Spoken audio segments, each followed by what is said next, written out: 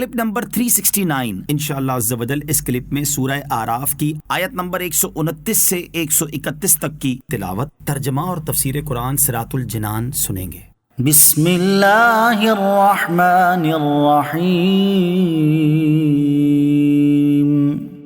اللہ کے نام سے شروع جو نہایت مہربان رحمت والا ہے۔ قالوا اوذینا من قبل ان تأتینا ومن بعد ما جئتنا قال عسى ربكم أن يهلك عدوكم ويستخلفكم في الأرض فينظر كيف تعملون۔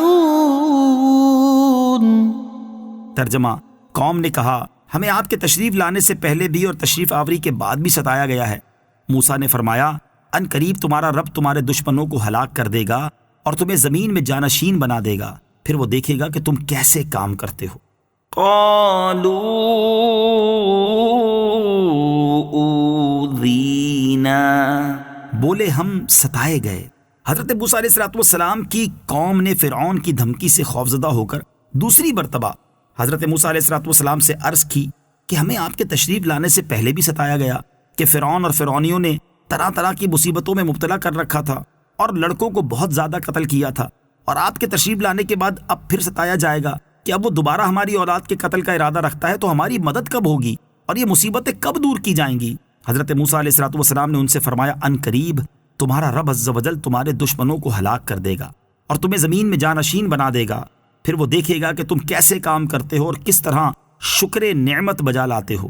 حضرت موسیٰ علیہ السلام کے علم غیب کی دلیل، اس سے معلوم ہوا کہ اللہ تعالیٰ نے حضرت موسیٰ علیہ السلام کو غیب کا علم دیا تھا کہ آئندہ پیش آنے والے واقعات بلا کم و کاست بیان فرما دیے، اور جیسا آپ علیہ السلام نے فرمایا تھا ویسا ہی ہوا کہ فرعون اپنی قوم کے ساتھ ہلاک کر دیا گیا اور بنی اسرائیل ملک مصر کے مالک ہوئے۔ وَلَقَدْ أَخَذْنَا آلَ فِرْعَوْنَ بِالسِّنِينَ وَنَقْصٍ مِّنَ الثَّمَرَاتِ لَعَلَّهُمْ يَذَّكَّرُونَ۔ ترجمہ، اور بے شک ہم نے فرعونیوں کو کئی سال کے قحط اور پھلوں کی کمی میں گرفتار کر دیا تاکہ وہ نصیحت حاصل کریں۔ وَلَقَدْ أَخَذْنَا آلَ فِرْعَوْنَ، اور بے شک ہم نے فرعون والوں کو پکڑا۔ اس آیت سے اللہ تعالیٰ کی روشن نشانیوں کو جھٹلانے کے سبب فرعون اور اس کی قوم کی ہلاکت کے ابتدائی واقعات کو بیان فرمایا گیا ہے۔ سب سے پہلے اللہ عز و جل نے فرعونیوں کو کئی سال کے قحط، پھلوں کی کمی اور فقر و فاقہ کی مصیبت میں گرفتار کیا۔ حضرت عبداللہ ابن عباس رضی اللہ تعالیٰ عنہما فرماتے ہیں دیہات میں رہنے والے فرعونی قحط کی مصیبت میں گرفتار ہوئے اور شہروں میں رہنے والے آفات کی وجہ سے پھلوں کی کمی کی مصیبت میں مبتلا ہوئے۔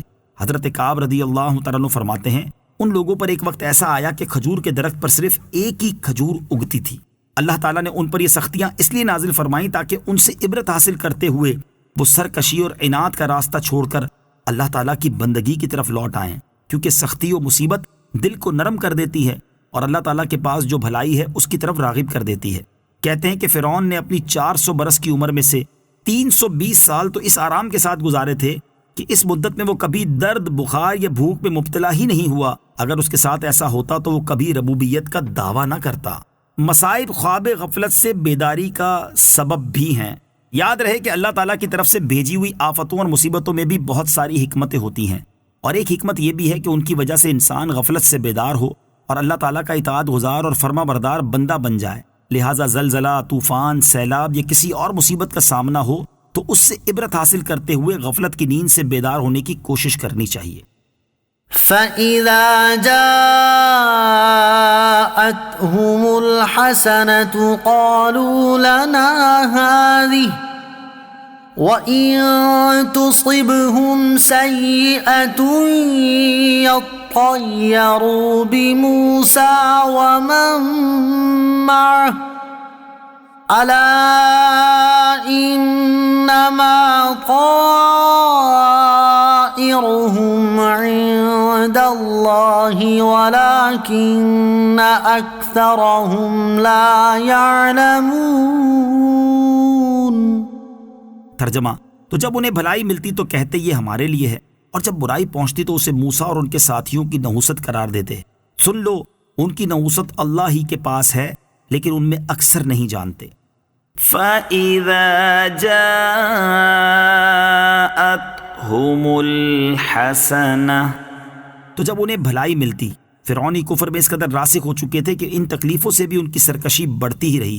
جب انہیں سرسبزی و شادابی، پھلوں مویشیوں اور رزق میں وسعت، صحت، آفات سے عافیت و سلامتی وغیرہ بھلائی ملتی تو کہتے یہ تو ہمیں ملنا ہی تھا، کیونکہ ہم اس کے اہل اور اس کے مستحق ہیں۔